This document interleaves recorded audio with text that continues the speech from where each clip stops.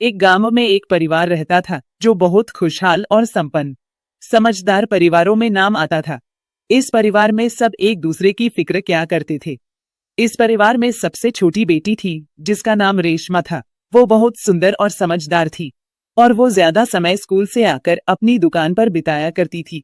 उनकी दुकान परचून की थी जो एकदम घर से मिली हुई थी। जब भी रेशमा के पिता बाहर काम से जाया करते तो रेशमा को दुकान पर बैठा दिया करते थे और रेशमा भी दुकान पर आराम से बैठ जाया करती थी और पूरे दिन ऐसे ही बीता करता था। एक दिन उसकी दुकान पर खट खट की आवाज हुई। ये आवाज दुकान से आ रही थी। रेशमा जो घर में थी और वो नहा के जैसे ही दुकान में गई और अपनी आवाज में बोली, कौन है भाई? कान फोड़ दिए हमारे, हम बहरे नहीं हैं। और ये शब्द उसने बिना देखे ही बोले थे। और जब उसने सामने देखा तो एक सुंदर सा लड़का बाहर दुकान पर था। रेशमा की जुबान वहीं रुक गए उस लड़के को देखकर, क्योंकि वो अनजान सा लड़का उसका दिल चुरा रहा था। रेशमा ने अपने आप को संभालते हुए बोला, क्या चाहिए आपको? उस लड़के ने बोला, मुझको दूध चाहिए पीने के लिए।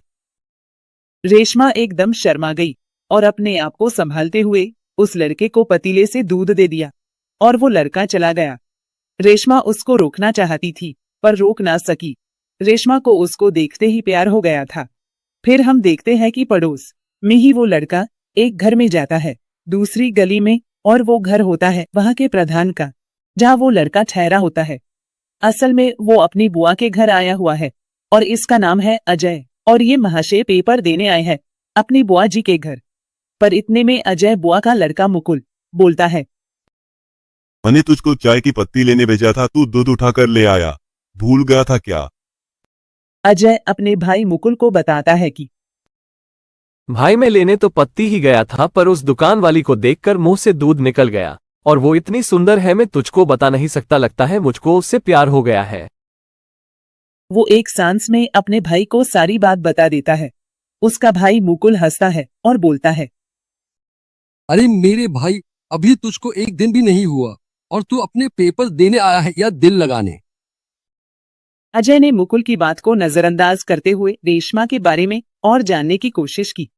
दूसरी ओर रेशमा भी अजय के बारे में सोचती रहती थी और उसका चेहरा उसकी आंखों के सामने घूमता रहता था।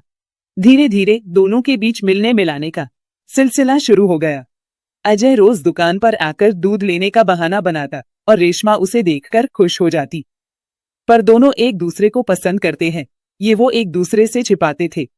एक दिन जब अजय के पेपर खत्म हो गए तो अजय को उसके पापा लेने के लिए आ गए और अजय को फिर अपने पापा के साथ जाना पड़ा। और जब वो जा रहा था तो रेशमा अपनी छत से ये सब देख रही थी और वो अपने कमरे में जाकर रोती है और वो अपने घर में किसी से नहीं बोलती है।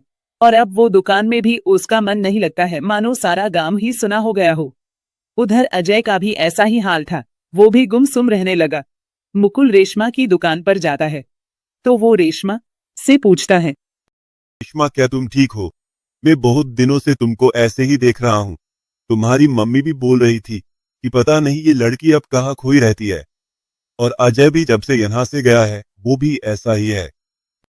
अजय का नाम सुनकर रेशमा खुश हो जाती है और मुकुल को बोलती है कि तुम सच कह रहे हो। मुकुल बोलता है कि उसका वहां पर मन नहीं लग रहा है और वो कल को आने के लिए बोल रहा था। ये सारी बात मुकुल उसको बता देता है और वो देखता है कि रेशमा के चेहरे पर खुशी की लहर दौड़ गई है।